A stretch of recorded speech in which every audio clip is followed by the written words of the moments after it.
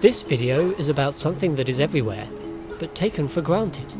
They're here, and even here. Have you worked out what it is? That's right, this video is about stairs. More specifically, these ones, which are known as Christchurch's stairs to nowhere. The building that these stairs led to is long gone. It was demolished about 10 years ago after the earthquakes, but these stairs remain. They're a crumbling survivor and a canvas for the city's street artists.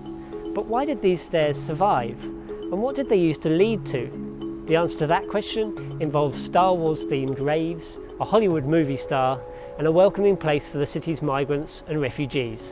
Let's start by talking to a man called Nick, who used to run a cinema at the top of these stairs.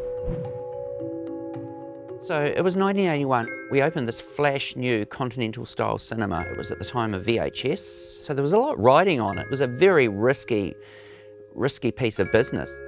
When this beautiful cinema was open, we needed a film to open it with. So we did the Hollywood Walk of Fame and procured the release of Americana. And that was very much a David Carradine vehicle. He did the handprint thing outside the cinema, very laid back, towering guy. Spent most of his time smoking pot here. It was quite an occasion, but the actual film failed miserably at the box office and received pretty negative reviews. It was a bit of a snore-a-thon. And these stairs also inspired an artist. He's called Ghost Cat, or Mike Beer, and he talked to us about why he made a miniature model of these very stairs. Well, it's this lost relic almost, it's part of something that used to exist in Christchurch, and it's stairs that drop off to nowhere, which I don't know why, that's pretty cool. Yeah, it just spoke to me, I had to make them. I knew instantly when I saw them, I've got to make those. So the tiles on the steps were a pain, but I had to break everyone as they were broke at the time when I took a picture. Lots of pictures, reference pictures printed off, and just spending hours and hours. Yeah, I lost the will to live that day, but I think it was worth it on the overall effect.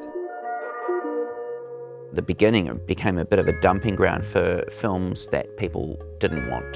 It's definitely titty double features, titty trifectas, nipple triples, yeah, paid the wages, It was definitely a bohemian place to go. Multiple raves. I think we had the Empire Strikes Back rave. I do remember a bunch of about 12 cops marching in there about 1 o'clock in the morning and unplugging all the amps, and with battens, they were just like that, all in a row on our big stage, and closed us down. We had a lot of live events. Amongst them was Stereolab, which was quite an event. We had 500 people packed into a venue that was only supposed to have 370. Took out all the seats. It was so hot that everybody was gagging, almost to the point of passing out, because there were so many people in there. That's all I remember of it. The whole night was a bit of a blast, but everybody enjoyed themselves.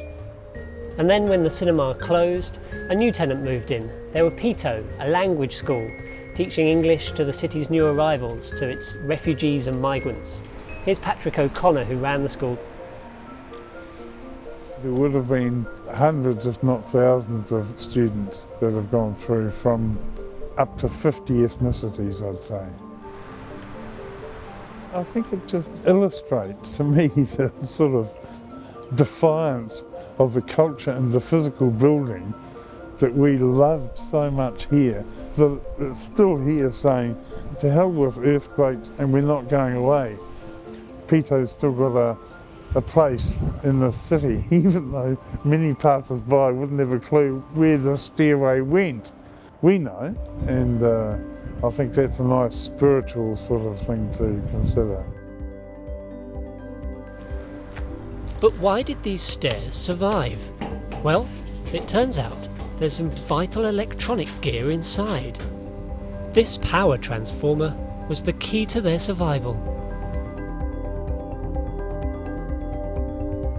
It's like myself and my students are saying, now hold on a minute mate, we're not going away that easily.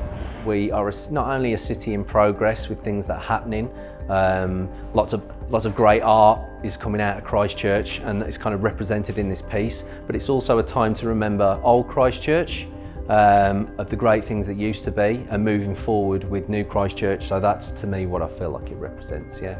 Yeah, it's a piece of art, really. It's a stairway to heaven, isn't it? Well, for me, it's a stairway to heaven.